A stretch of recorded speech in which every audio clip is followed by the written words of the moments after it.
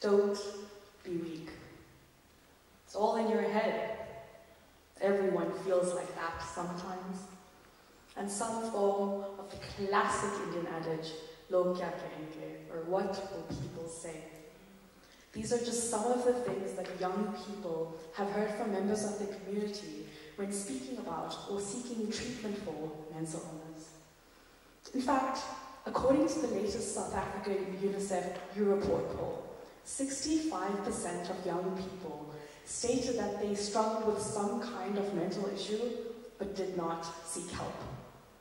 More than 25% of the respondents didn't think their problems were serious enough to get help. 20% didn't know where to get help. And 18% were afraid of what people would think. These statistics would be shocking if they weren't so unsurprising. We're all aware of the stigma that exists, and many of us have faced it. From lack of empathy and understanding when young people try to have these conversations, to larger systemic issues of inaccessibility and structures that are simply not conducive to good mental health. We need to begin to unpack and address these issues in ways that are contextually relevant and applicable to South Africa. Now, there has been an emergence in conversations regarding this issue, right? People are trying to raise awareness and inform people and normalize issues of mental health and illness. Everybody with social media knows as much. But what I'm concerned about is the lens through which these conversations are taking place, the presuppositions they entail and the implications thereof. What is it that I mean by this? Let's take, for example, possibly the most common mental health advice you get. Take time for self-care.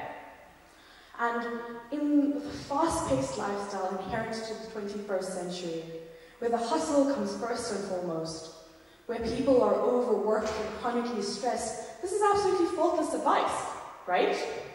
But taking a long, relaxing bath, going for a walk, giving yourself a break, and focusing on eating healthy organic foods is an indulgence for most in our country. According to the World Bank's Poverty and Equity Brief, 55.5% of South Africans are living in poverty at the national upper poverty line. How do you take a long, relaxing bath when you don't have access to clean running water? How do you go for a walk when our streets are so unsafe? How do you give yourself a break when you're not earning a livable wage to begin with? And how do you focus on eating healthy and organic foods when there is no food to eat at all? These are where the problems inherent to the dialogue as it stands come in. Not only are these treatments simply addressing symptoms rather than the root cause, but they're also equating mental health to pampering yourself, right? The second fault comes in with the faults that exist within the structures of our country and contribute to the abysmal mental health scores. We cannot begin to address mental health efficiently in a third world country if we only speak about it within a vacuum, if we look at it through rose-tinted glasses and don't take into account the lived realities of our citizens. Now, this is not at all to say that mental health shouldn't be a priority in these countries. Simply that mental health needs to be taken into consideration more holistically as an integral part of overall health and well-being. This is a complex problem that needs to be tackled on a number of fronts. And I don't have all the answers, but there are a few things that we can begin to consider. Firstly, community-based projects that focus on group therapy and are facilitated by practitioners that are culturally conscious and sensitive to the needs and issues faced by particular communities, right? This would help us equip people with effective tools to cope with stresses. And in doing so, we not only begin to address issues of depression and anxiety, but also alcoholism and addiction that plagues so many of our communities. Secondly, we need to start talking about mental health as health. We need to start talking about it in conjunction with physical health and we need to make sure that information in this regard is not only widely available, but widely accessible, right? So looking at language barriers and making sure that such information is available at local clinics. I am very, very well aware that these solutions are simply a band-aid. There is no way that we can achieve good mental health fully if even basic needs are going unmet. But what is important here is to start shifting the narrative to include mental health as a basic need in and of itself, rather than something that is secondary and applicable only to the privileged.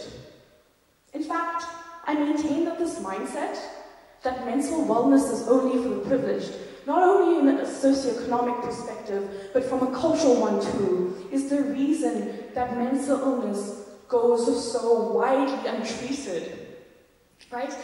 Most advocates for mental health tell you, we just need to start talking about it.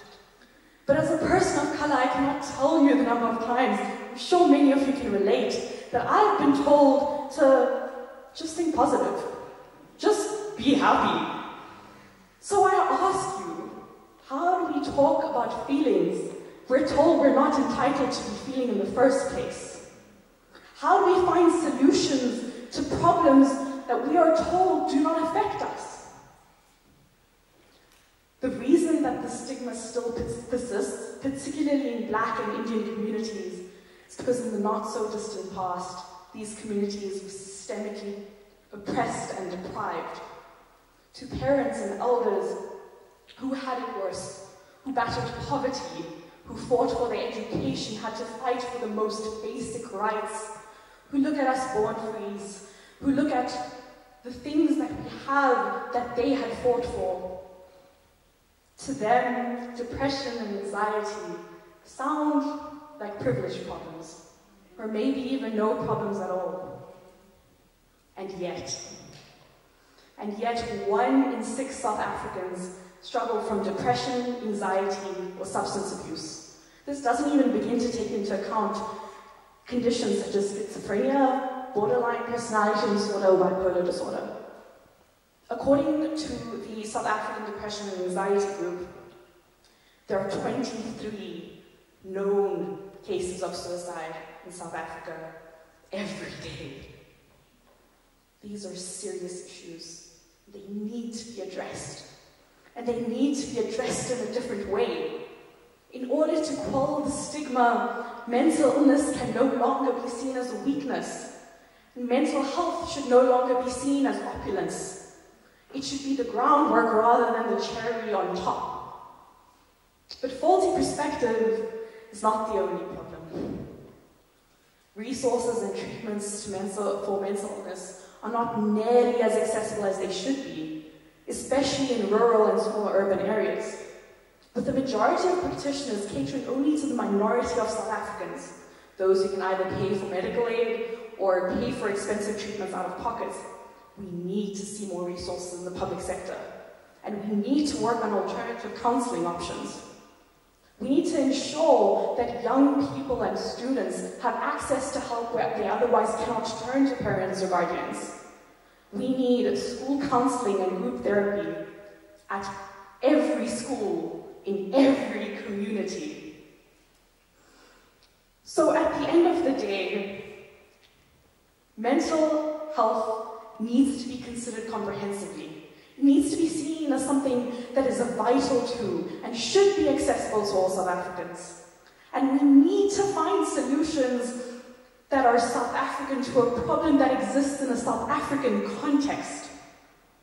The shoe doesn't fit because mental health is regarded as additional to health, as secondary. It is regarded as a novelty and considered a luxury. The shoe doesn't fit because South Africa cannot afford luxury. We need to begin making changes after considering the particularities of socioeconomic and cultural context when it comes to mental health and wellness. We need to make provision for a necessity and what it should be considered a right.